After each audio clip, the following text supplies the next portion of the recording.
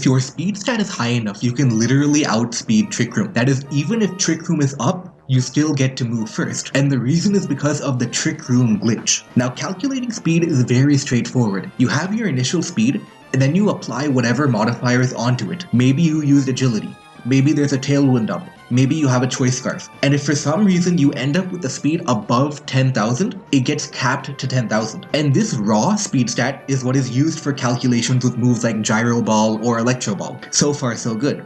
But when speed is being used for the purpose of turn order, it cannot be greater than 8,191. And you must be wondering, that's such a weird number. Why 8,191? If you notice carefully, 8,192 is 2 to the power 13. And in computers, data is stored in binary numbers. And without needing to explain too much about binary, 13 binary digits, or 13 bits, can store a number up to 2 power 13. And bits are just a unit of measurement similar to bytes, kilobytes, megabytes, and so on. And just like your phone can have a maximum size of, say, 32 gigabytes, your speed stat has a maximum size of 13 bits. And again, you must be asking, why 13 bits? And 13 is just a designer choice. As a designer, your goal is to minimize the amount of space you use. In this case, the designer thought 13 bits, or 8,192, was a good enough size limit for speed. He didn't need to make it any bigger. And that's a perfectly reasonable thought. After all, how often do we even go above 800 speed, let alone 8,000? So it was a perfectly reasonable decision to decide on a speed limit of 8,191. But what does happen if you go above 8,191? You trigger something called an overflow. The system cannot handle a number larger than 8,191. So if you input 8,192, it overflows and becomes 0. That is, it wraps around. So say you input 8,193.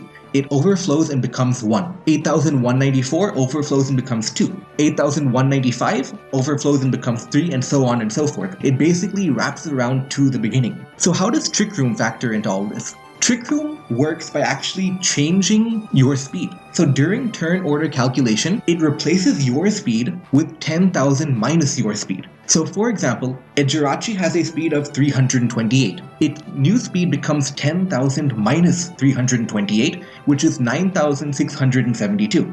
Similarly, Togepi's speed would become 10,000 minus 76 is equal to 9,924. So you have your two new speed stats.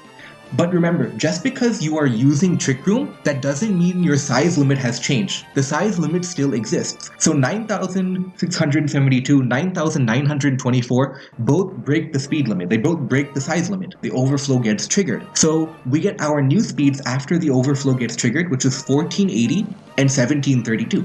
And as expected, because of Trick Room, the slower Pokemon has a higher speed, so the slower Pokemon will outspeed the faster one. So Trick Room is working properly. And one thing you have to notice very carefully is that both Pokemon triggered the overflow in this condition. Many Pokemon will trigger this overflow condition. But what happens if instead of Togepi, we had a maxed out Regieleki who used agility 3 times? Regieleki's speed becomes 2,192.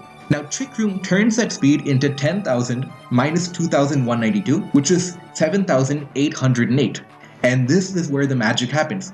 Notice very carefully, 7,808 does not trigger the overflow because it's still below that 8,191 mark. Regieleki is so fast that it becomes so slow that it doesn't trigger the overflow. So Regieleki's speed does not get wrapped around. So Regieleki's literal speed is 7,808. Meanwhile, everything else has wrapped around. So if you look at the new speeds, Regieleki is outspeeding Togepi, who's outspeeding Jirachi, but Regieleki is at the top and it cannot be touched. It is literally outspeeding Trick Room. Regieleki's speed is faster than everyone.